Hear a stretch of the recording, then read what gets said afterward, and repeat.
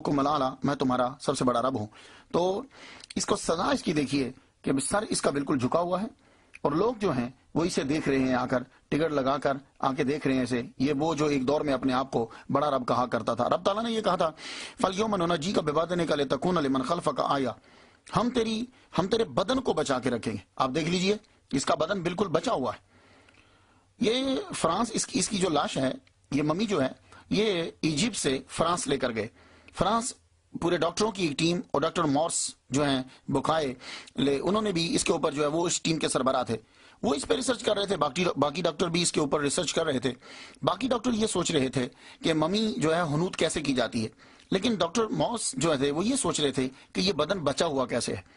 پھر وہ کہنے لگے کہ نمک کی وجہ سے جو ہے وہ بچ گیا ہے۔ لیکن میں یہ کہتا ہوں کہ اگر یہ نمک کی وجہ سے بچا ہے تو 2 لاکھ اور بھی تو اس کے ساتھ ڈوبے تھے، وہ بھی نمک کی وجہ سے بچ جاتے۔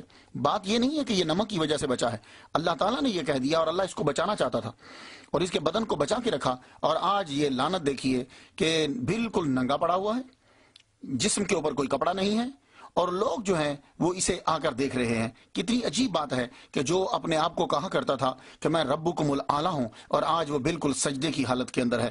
تو خواتین و حضرات، یہ چیز دیکھنے کے بعد کسی نے، جب ڈاکٹر ماس بکائے ریسرچ کر رہا تھا اس کے اوپر، تو کسی نے اس کے کان میں یہ کہہ دیا کہ قرآن مجید کے اندر پہلے سے مسلمانوں کا یہ دعویٰ ہے کہ اس کا تذکرہ ہمارے قرآن میں پہلے سے ہے۔ کہنے لگا یہ ہو ہی نہیں سکتا۔ جب اس کو دکھایا گیا تو پھر اس نے جا کر اپنی کتاب کو پڑھا، تو بائبل کے اندر یہ لکھا ہوا تھا کہ سب کے سب ڈوب گئے، ایک بھی نہیں بچا، ایک بھی نہیں بچا۔ تو جب اس نے بائبل میں یہ دیکھا تو قرآن مجید کہہ رہا ہے کہ اس کا جسم جو ہے وہ ہم نے بچا دیا۔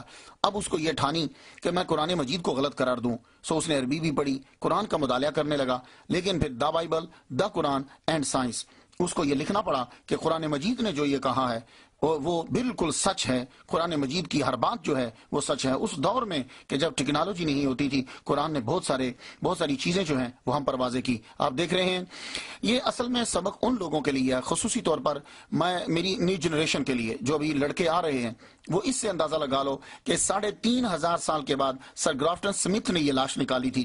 وہ لاش چھپا نہیں سکے، لاش کو لوگوں کے سامنے واضح کر دیا، کیونکہ اللہ تعالیٰ دکھانا چاہتا ہے کہ میرا جو میں نے نازل کیا اپنے نبی کے اوپر قرآن، وہ بالکل سچ ہے۔ تو خواتین و حضرات، جب یہ قرآن مجید سچ ہے، قرآن مجید کی ہر بات سچ ہے، اسی طرح قرآن نے جو کہا ہے اخلاقیات کے بارے میں، معاملات کے بارے میں، وہ بھی سچ ہے۔